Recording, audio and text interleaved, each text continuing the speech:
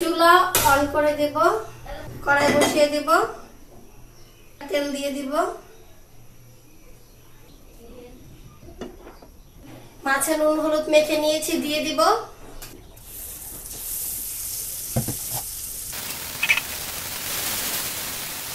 মাছ ভাজা হয়ে গেছে।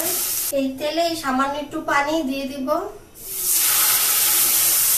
আদা রসুন বাটা দিয়ে দিব, জিরা বাটা দিয়ে দিব, লবণ দিয়ে দিব, হলুদ দিয়ে দিব, মরিচ দিয়ে দিব, দিয়ে দেবো মিষ্টি কুমড়া শাকের ডোগা আলু,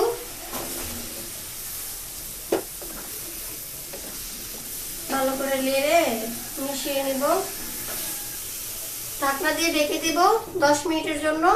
দিয়ে দেখব, দিয়ে দিব কুমড়া শাক, 4-5টা কাঁচামরিচ,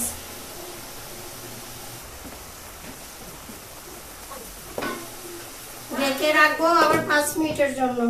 এখন উঠিয়ে দেখব, দিয়ে দেবো পরিমাণ মতো পানি, ঢেকে 15 মিনিট রাখবো।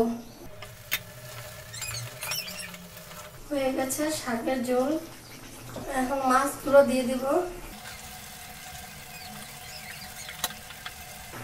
হয়ে গেছে ডোকা। এখন উঠিয়ে নেব।